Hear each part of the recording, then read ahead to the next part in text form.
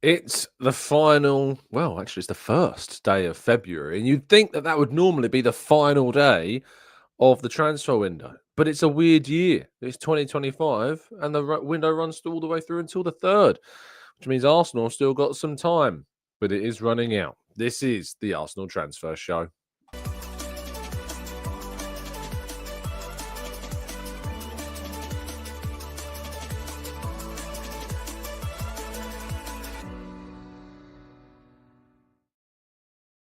Hello and welcome to the Gooner Talk. Back again with you guys and girls for another episode of what is our Arsenal Transfer Show. Joining you every single morning at 8 a.m. UK time. Thank you as always for tuning in and making this a part of your morning routines. Indeed, it is very much appreciated. I hope you had a fantastic week. It's the weekend, of course, which is obviously really exciting.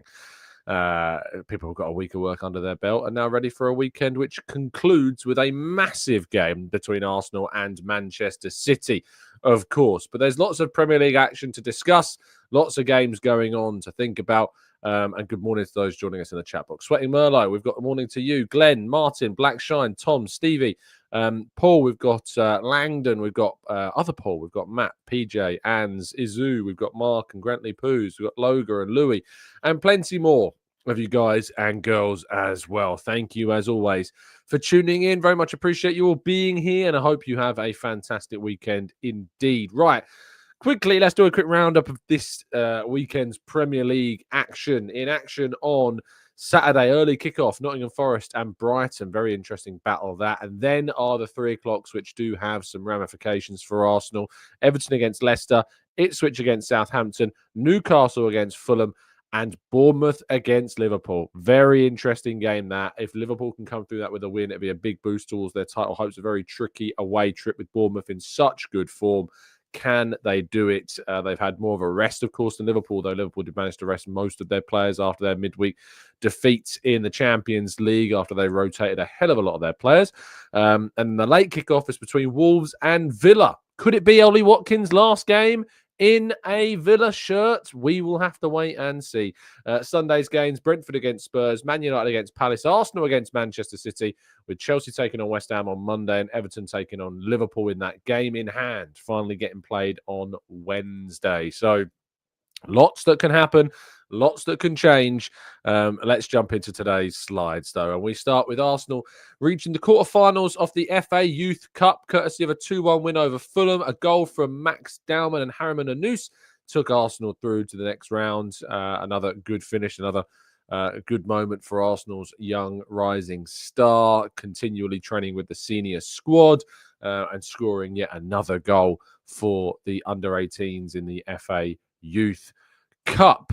But moving to the main bulk of today, and that is, of course, on the latest transfer news. Now, Matthias Tell, news broke yesterday that Spurs were pushing to try and agree a deal with the man that's been linked with Arsenal and a number of other clubs as well. However, David Ornstein has broken the news, as he so often does, getting there first, getting there correctly with the information that Matthias Tell has decided to stay at Bayern Munich and reassess his options in the summer, despite battling, of course, to sign the French youth international. Tottenham reached an agreement with Bayern, but he has decided instead to stay in Munich until the end of the season. A lot of clubs were very interested. I think he wants to probably take a longer period of time to assess what he would like to do and maybe even rise his profile even further. Maybe it's changed Bayern's feelings about Tell. Maybe they're not so willing to let him leave, considering the amount of interest that there is in him. But yes, he has decided to stay. And Tottenham Hotspur, even when they're trying to spend huge sums of money, are getting turned down by 19-year-old backups. So, you know, it's always good and fun to see Tottenham in the mud. But in terms of striker options, they are thinning by the day as Tell now decides to stay with Bayern until the summer.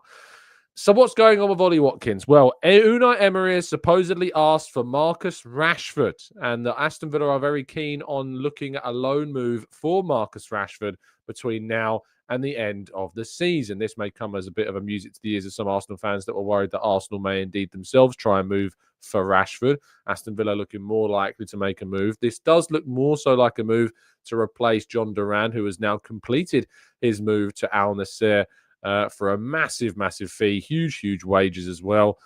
Sees the 21-year-old make the switch to the Saudi Arabian League. And no matter what you think about that, he's going to be earning a huge sum of money. And it leaves Aston Villa with just Ollie Watkins, really, as a centre-forward option with some youth options behind that and some other versatile options they could choose to use instead. Arsenal remain interested in Watkins. And Rashford is not the only forward that Aston Villa are also looking at. They're said to be keen on looking at other options as well. If Rashford was to come in between now and the end of the window, could that open up the door for a move if Arsenal can convince Villa to sell? If, of course, Watkins could convince Aston Villa to let him leave for his dream move for Arsenal, we're going to have to wait and see. But of course, it is, I believe, highly unlikely that Arsenal will get a deal done for Ollie Watkins. I just cannot see Villa, even if Arsenal are putting in a massive bid, I cannot see Aston Villa sanctioning this move. I think it would take a real big push from Watkins and, of course, a real big bid from Arsenal to make it happen. Yes, of course, Aston Villa are standing firm on this. Yes, Emery has said that he wants him to stay, but things can change very quickly. They also said that John Duran wouldn't be leaving during this window, and look what happens. But that does require a huge amount of money to make those situations change. And of course, a big push, I think, also from the player to make that move happen. Now, Mikel Arteta faced the press yesterday at the Shawbury Realty Training Centre. I was there, of course, to hear from the Arsenal manager ahead of the game against Manchester City. He did not confirm whether David Raya would be fit. He said, yeah, we are still uncertain. We have another session tomorrow, another 48 hours, so we have to wait and see. Ben White is definitely out. He hasn't trained with us yet, so he's not going to be available. And no others, of course, from the game against Girona. So there's no other injuries, which is a positive thing. He was asked for clarity on what Raya's injury is, and he just said it's muscular. So we will have to wait and see. So hopefully David Raya is fit and available for the game. Otherwise, Neto is going to be in goal after his interesting performance, shall we say, against Girona in the Champions League. Then he was asked about how optimistic he is about the idea of attacking reinforcements. He says, I'm very confident with the work the club is doing and exploring every single opportunity that we believe can have an impact on the team. If that's certainly the case and we can agree on something, we will. And if not, we won't. And that's maybe the first time that Arteta has been very outspoken on the idea of Arsenal doing no business after having such, optimism and hope and commitment to the idea of Arsenal doing deals. He was pushed on it and said, does it look like you might be able to? And he says, we are trying everything that we can, but I don't want to give any reassurance or not. It doesn't depend only on us, so our intention is clear, but the possibilities are affected by three parties. Of course, the three parties being the buying club, the selling club, and the player. And all three of those have to agree before any transfer takes flight. And Arsenal's intention is there. They've made their plays, they've made their moves, they've made it clear who they want. They've made a move in the late part of the window after, of course, doing some inquiries and talks in the earlier parts of the windows for other players that didn't come off. And it is now getting to crunch time when it comes to that. Now, Arsenal's game against Manchester City on Sunday, I think, has a massive influence actually on things. I think, Arsenal win that game, you're very much still in the title race. You lose that game, the title race is looking very bleak. Does that change how you view whether you take a risk on a player on deadline day? Well, I asked Mikel Arteta this question of whether or not the game, of course, has any impact on things. And he said, no, the result, no, I mean, hopefully not. But obviously, if something happens that obviously is not planned, it would put the squad in a much more dangerous position. It might do, but that no, because that would mean that we haven't planned anything and we're just reacting to something last second, which is not good. Arsenal obviously have had their plans going into this window. We know that they were keen on a wide player. That changed dramatically when Gabriel Jesus suffered that serious ACL. When Eri, of course, his injury and then his recovery and resurgence and arrival in the last couple of weeks has also, I think, changed the context of Arsenal's needs in the forward line. But the striker has remained a very, very, very important figure and a very important kind of player that we know that Arsenal have needed and that Arteta has been very outspoken on and that Arsenal have made their move for as well. There's no smoke screens. There's no tinfoil hat theories that stand true here. Arsenal's intention is very clear.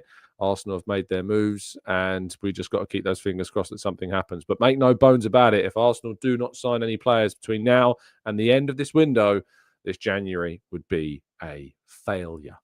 Right, let's go to part 2 and get some of your thoughts, theories, queries, and questions right after this.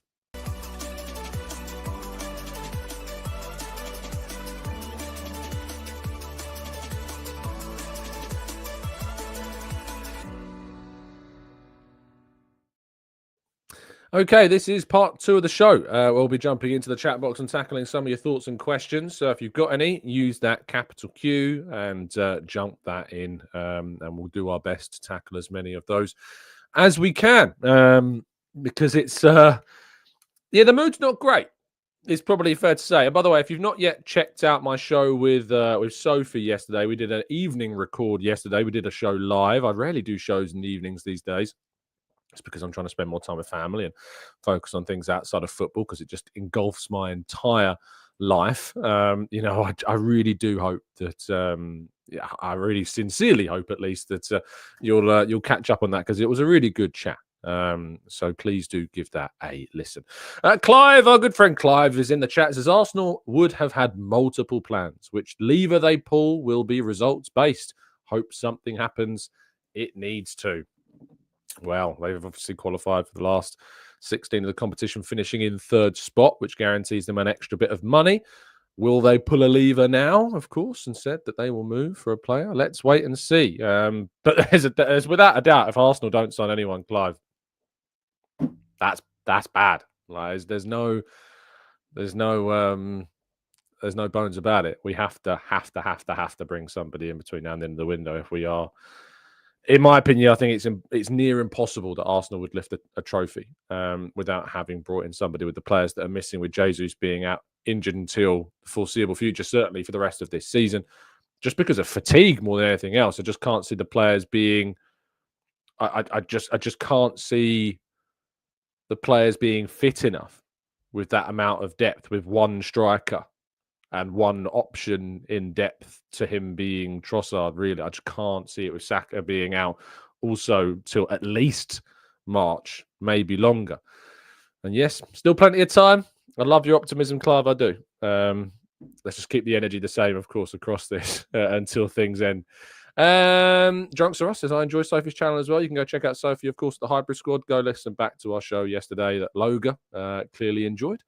John says, are there any links to Jonathan David? No, not so far. His contract with Lille does run out in the summer, so he is free to sign a pre-contract agreement with a foreign club during this window, but so far none have emerged. Andrew says, is there anyone from Lyon that you would take? There's obviously been a lot of talk about Ryan Cherki. The issue with Ryan Cherki, of course, he is a wide player or an attacking midfielder, and Arsenal don't really, I don't think, need to push for that position at the moment. They need to be looking at centre forwards. A centre forward there that could maybe move is Georges Makautadze. I've definitely pronounced that incorrectly. The Georgian attacker, of course, this season has got only 4 goals and 1 assist in 19 league games, but I don't see that being a reasonable option for Arsenal. John says, are there any links to Jonathan? Oh, we've done that one. Amaro Gooner says, Tom, if we don't sign just anyone, it's a failure. So let's go back to them days, please, people. It's not about just signing anyone. They have to find a solution. They have to find a solution during the remaining days of the window to cover off a position that is needed, but not just with anybody or a body. It has to be someone who can offer something, and that's on the club to find that player. Owen says, have we left this too late? I understand we've had to pivot, but I think that we could have done that earlier. No need to drag out the original negotiation, need to get something done. Of course, the story of the window, Owen, is that Arsenal had a plan going into this window that was effectively ripped up, with a third of the window gone in Gabriel Jesus' injury. That happened on the 12th of January. So that's a third of your window basically done, because then you've switched kind of the plan. The plan has then moved to the centre forward position, taking on more of a role. There's clearly been negotiation discussions, we believe, with RB Leipzig and Benjamin Sesko, particularly with RB Leipzig inquiries there, but Leipzig are not playing ball. Those talks have then changed to Watkins. That bid for Watkins was made on Monday. And so, of course, if that bid was made on Monday, on the 27th, it's meant that there were talks going on prior to Monday, because there would have been discussions, there would have been inquiries, there would have been discussions about how open Watkins might have been to a move before they would have made a bid. They certainly wouldn't have made a bid without encouragement that Watkins would be open to the move. They're not Tottenham. They won't make a bid unless they've got those assurances from the player that he would move. They would have made that bid only if they felt that the player was open to it. So in terms of leaving it late, things have happened. We've been active. We've had talks. We've had discussions. We've made bids. But at the moment, it's proving very, very challenging indeed. I think the issue with the Watkins situation is the emergence of Al Nassr. Now, I think that obviously the big misinformation that's being talked about is the fact that Arsenal bid after Al Nassr came in for John Duran. That's not the case. Talks with Aston Villa began before those talks between Al Nassr and Aston Villa begun regarding John Duran. If you actually go back into Fabrizio Romano's tweets from the 20th of January, and so not exactly long ago, on the 20th of January, Fabrizio tweeted saying that Aston Villa will not allow John Duran to leave the window. And yet a week later, Al Nassr have arrived with a very, very big bid. More than a week later, have arrived with a very big bid, and now he's leaving. So it shows you how kind of these things can change, and that situation would have been different at the time that Arsenal begun those talks with Villa regarding a potential move for Watkins. Space Time says, is it wise to always buy players when their stakes, or rather stocks, are high? Arsenal really like Ferguson, and if they really believe in the talent, they go for a 30 to 40 million transfer. I'm not sure Ferguson can be justified as Arsenal's kind of investment in that area. The injuries that he's suffered, the fact that he can't get into the Brighton starting 11, I don't think that's the right move for Arsenal during this window. Personally, I just don't think that is. If you could sign him on loan, which is going to be very hard because obviously Arsenal can't sign more than 2 Premier League players on loan. You'd have to make one of those deals permanent or cancel one of those, which we've already heard is not likely to happen. If you could sign him on loan to the end of the season, sure, but committing a significant amount of money towards that player, I'm just not in mind to do so right now. Elliot says, Osimhen, again, oh, goodness me, Elliot, Tony. Still on the Tony hype. It's just not serious. Jesus, is that in Igor Jesus? Osimhen, by the way, for anyone, I've covered this off and I'll say it again. Brian says, why not just buy Osimhen, Tom? Because the wages, mate. I've heard the wages are ludicrous. I'm talking way over what Nico Williams is asking for, and it makes that move next to impossible for Arsenal to do for Osimhen. AK says January 12th is the second week into the window. We could have gotten a centre forward or wide player if we truly wanted one, but we are not planning on buying. We of course know that that's not true because we know that Arsenal have bid already for Watkins. So clearly we did want a forward player. Arteta has come out himself and said that we've wanted a forward player. JT says we need someone to help cover and give him a rest as well. Yeah, I mean, obviously Havertz needs a rest. We know that we're going to need to rotate him. We know that we're going to have to give him some rest because he's been shattered. Steven says, anything been signed with Zubi? Is he coming? No, the intention is, of course, to activate that release clause or pay maybe more than the release clause in the summer transfer window, so that we can get more favourable terms on the payment structure of the deal. But let's wait and see on that one. That's for a summer discussion. Tristan says, Tom, it makes more sense to play Trossard or Martinelli at centre forward and go for a left winger like a Bainer now, as Trossard may be leaving anyway. There's no indication that Trossard will be leaving at the moment. He's got 2.5 years left on his deal. The only way he will leave is if there's a big bid coming in from somewhere like Saudi Arabia in the summer. It makes sense to go for a centre forward because we've got wide options. Waneri coming through, Martinelli, Trossard, Saka coming back, hopefully as well. Sterling in the depth option is not great, but he's there. We are weak at centre forward. We need to find a centre forward between now and the end of this window. What are his wages? His wages at the moment are not the issue, Matt. The wage demands are what the problem are. And as I said, they are well over £300,000 per week, to my understanding, the demands to move to a Premier League side. Fuad says we need to cross our fingers and toes that Kai Havertz doesn't get a serious injury. Otherwise, I fear the worst. Absolutely. And Forder on Football says, come the summer, which positions will need signings? If we don't make any in January, I think it will need to be around five players. We're going to need a defensive midfielder. We're going to need potentially either a fullback or another midfielder, depending upon where Lewis Skelly is seen for the future. If he's seen as a midfielder, it should be a fullback, a versatile fullback that we look to, because Tierney, Zinchenko, Kivior could all be going. And so, therefore, it depends upon where they see Lewis Skelly's future. But he's effectively like a player that you've added to the squad, same as Waneri. I think, obviously, that if we don't sign, I mean, we're not going to sign our dream centre forward in this window. I can't see it happening unless something miraculous happens. So Watkins, Sesko, whatever, a striker is going to have to happen in the summer. So you look at that.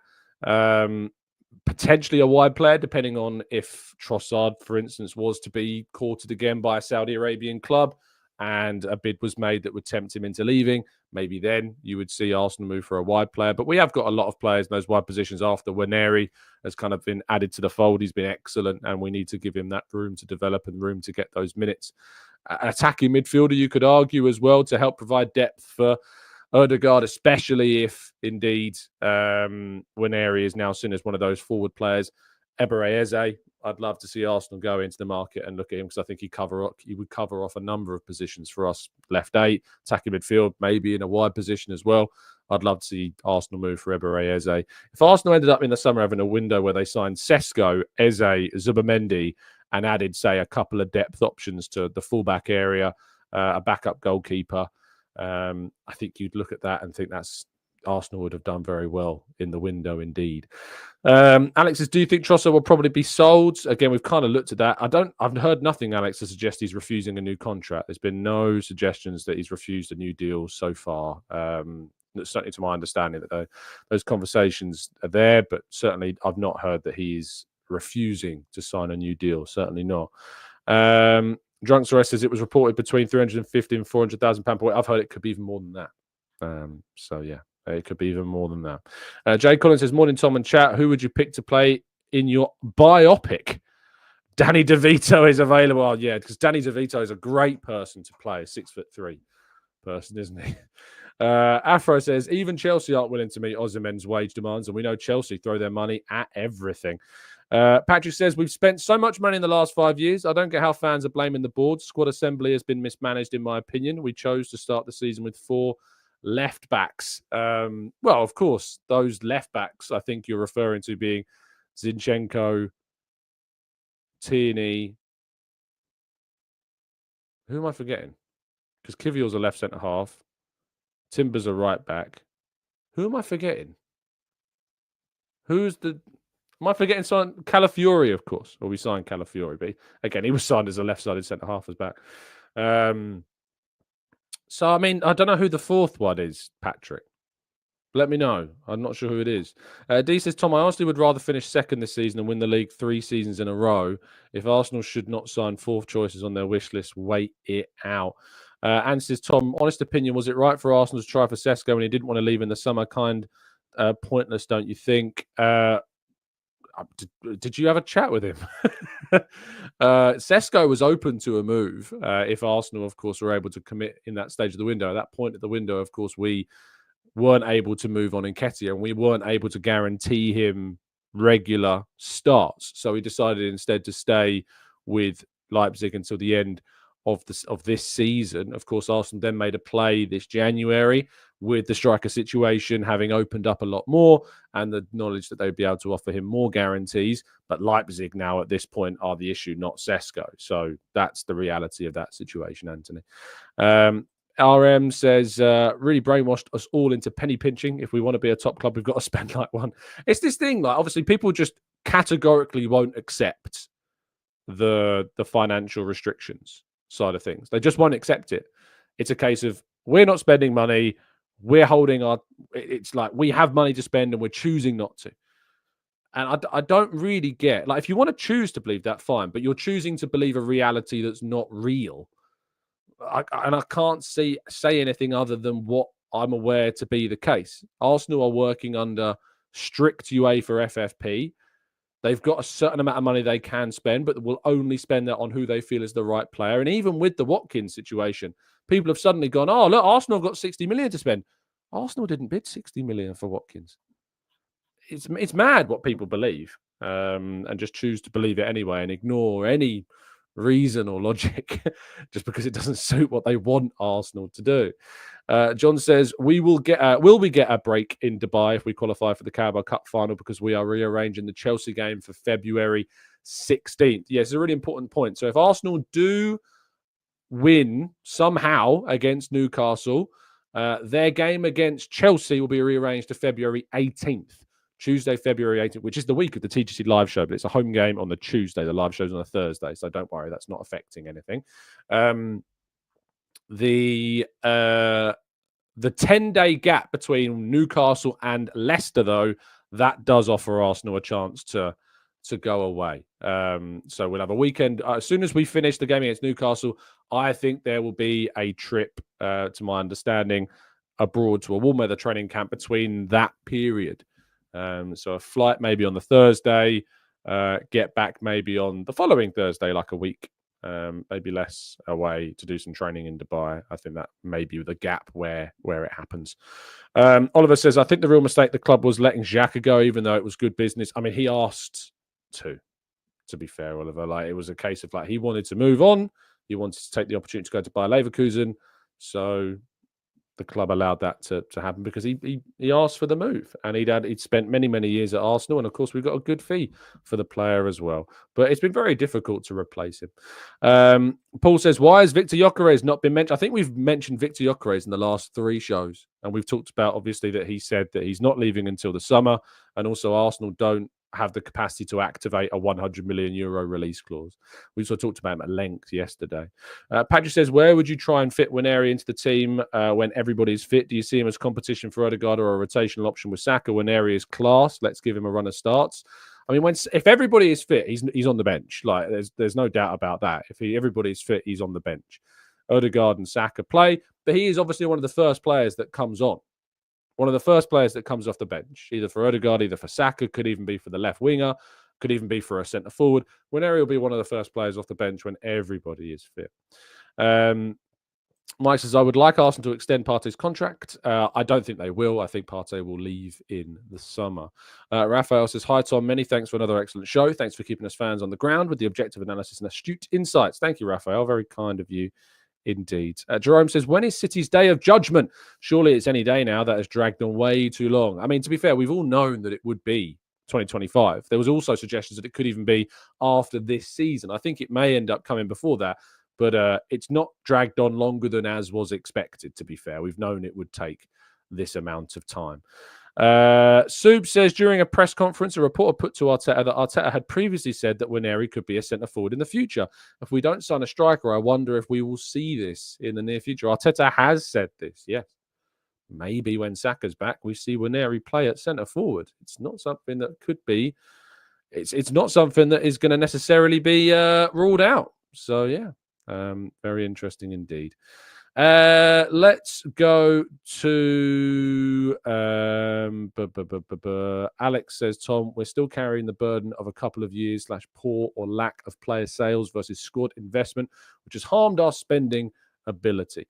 Absolutely. And the player sales, of course, has been, when Arteta and Edu first came into the role, sadly, a lot of it was out of our control. We had a poor squad. We had a lot of players that weren't worth a lot of money on huge wages, and we've had to kind of change that and gradually, over a period of time, change the process of in which how we sell players. Last summer, it was really important that we changed that dramatically, and that's why Arsenal were very firm and patient when it came to maximising the value of sales. So Nketiah, what a sale that is. £30 million for Eddie Nketiah. We've done brilliantly to get that. Smith Rowe was well over £30 million with a very good sell-on clause as well.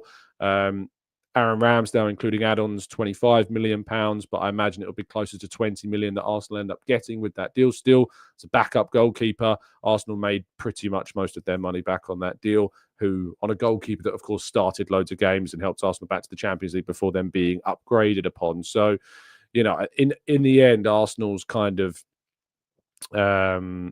Arsenal's position on sales has changed. We've improved that reputation. We've improved that position, and that's something we needed to do. We've also improved our ability to promote youth players into the squad. Another gripe that fans have had, giving opportunities to young players, not just Miles Lewis-Skelly and Ethan Nwaneri, but we've given loads of debuts to other players this season, be that Nathan Butler-Odeji, be that Kukuri, be that Aiden Heaven, be that Kabia, I think there's Jack Porter, Tommy Setford. You know, we've given a lot of debuts to youth players this season, and that also has changed things based upon what's moved forward. James says, has your opinion changed on Arsenal having to make a signing? No, as I've said before, and if you watch the end of part 1, if Arsenal do not make a signing during this window is a failure. That opinion's not going to change. This window will have been a failure if Arsenal don't sign a player. Kroenke wants to bid for Vlahovic. He told me last night, says Zoran. I sincerely hope he didn't, because he's not any better than what we got. Winning Way says, would you rather Barcola or Nico Williams? I would rather Barcola. Right now, I think Barcola is one of the best wingers on the planet. I think he's been excellent this season. I think he's had an astonishing campaign, and I think he's really genuinely a very, very, very important player. That I really find odd that they ended up signing Kvaratskhelia, because it could end up blocking that pathway for Barcola. I'd love Arsenal to sign Barcola as a replacement for Trossard in the summer. I sincerely hope Arsenal even make a play for Barcola, because I think he's an excellent player. Imagine Saka, Sesko, Barcola as a front three. That's exciting. That's very, very exciting indeed. Cal says, Tom, have we talked about Chloe Kelly returning to the club? Chelsea is moving mad in the market, but I'm glad we've got a winger. It was important that Arsenal signed someone there, and that Rene Sleger's got in a player. But yeah, Chelsea's signings, breaking records, huge investment, already being the club they are. It's the money's not just being spent hugely on the men's team, but the women's team on the Chelsea side of things. It's going to be very hard to compete with them. Very, very hard indeed. Patrick says, I still have faith in Havertz. We're being too quick to write him off. And if we were playing a Champions League final tomorrow, I'd rather start Havertz over Watkins for his all-round ability. Depends on the opponent, because obviously it might be that a Champions League final we're playing against a team that we have less possession, and in which case we're playing on the counter, and in which case I think Watkins is maybe a better stylistic fit. But if you're playing a game where you're dominating possession a lot more, I think Havertz is the better fit against those low blocks compared to Watkins.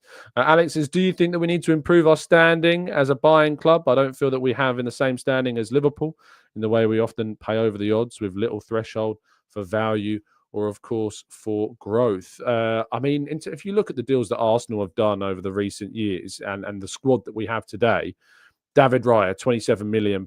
Did we overpay for David Raya? The best goalkeeper in the league this season? I don't think so. Let's go through the back line. Ben White. Is Ben White worth more than £50 million? I'd argue yes. I think he's, again, been one of the best right-backs in the Premier League. William Saliba, is he worth more than £27 million? Yes, he most certainly is. Is Gabriel worth more now than £25 million that we bought him for? I would say yes. I think Ricardo Calafiori still, of course, got to justify that price tag of 35 to £42 million with add-ons. I think he's still got to justify that. He's only been at the club 6 months. But Lewis Skelly has come through and is now worth a hell of a lot, to us as a player. Declan Rice, I think he's absolutely justified his price tag. We bought a £100 million player, and we've been watching a £100 million player. Thomas Partey, of course, £45 million buyout clause, I think, over, despite the injuries. I think we can say that we've got the value from that investment. Ødegaard, £32 million. My goodness me, he's worth more than double that, if not more than that. Bukayo Saka, hail-in graduate, of course. Kai Havertz is probably the one in the starting 11 right now, you would say. Has he produced a £65 million striker output? Probably not, but it's not far off it. I think the view of Havertz is incredibly harsh by the majority of fans. And then Gabriel Martinelli on the left, £5 million, or Trossard for £27 million. Absolutely, we have seen both of those players produce and give us an output that is more than what we have ultimately ended up paying for both of them. Yes, they haven't reached the world-class levels that we hoped they might have, but they didn't cost anywhere close to world-class level prices, so they've outperformed those. So when you look at our standing as a buying club and you look at our starting 11, all of the players that we have signed, bar Havertz and Calafiori right now in our best 11, it's it's absolutely obvious that we've done very well when it comes to spending. Jurrien Timber as well, another great buy.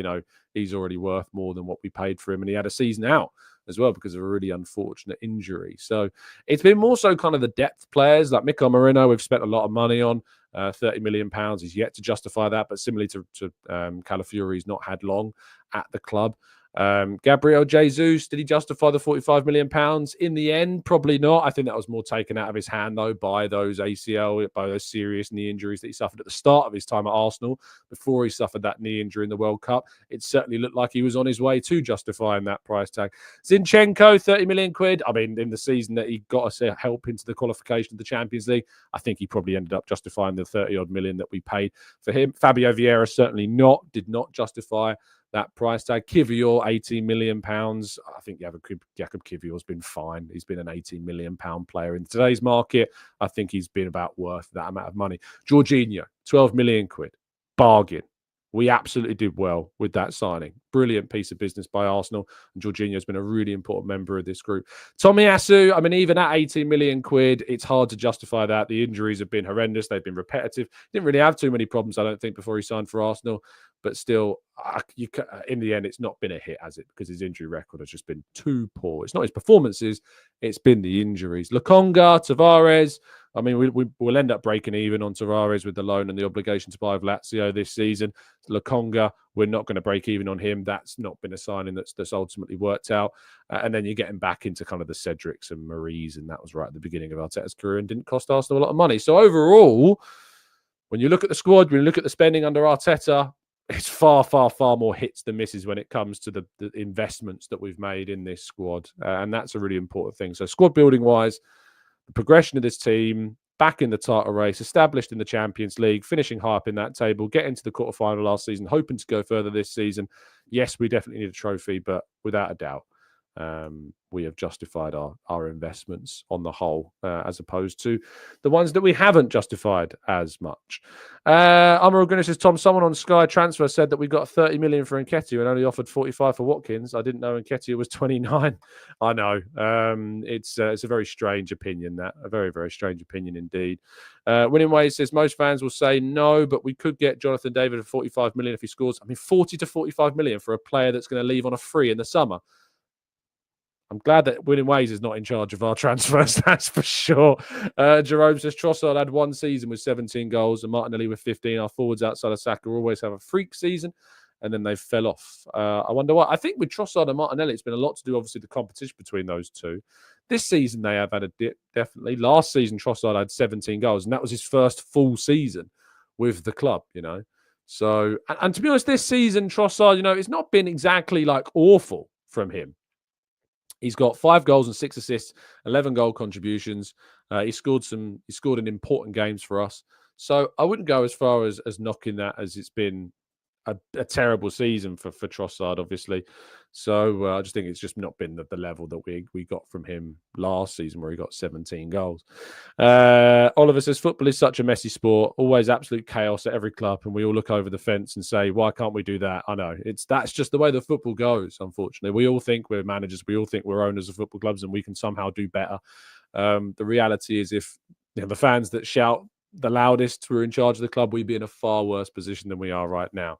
And I'm very grateful that, the people that have taken Arsenal back in the title race have brought us some of the best times we've had in a very long time. We're now hoping that we get back to that position of winning silverware as well. Anyway, thank you so much as always for tuning in. Really appreciate your time. I hope you have a fantastic Saturday. I'll be back with you tomorrow morning to preview the game against Manchester City and react to any more transfer news that develops in the next 24 hours. Stay safe, stay well, stay happy and respectful. And as always, up the Arsenal.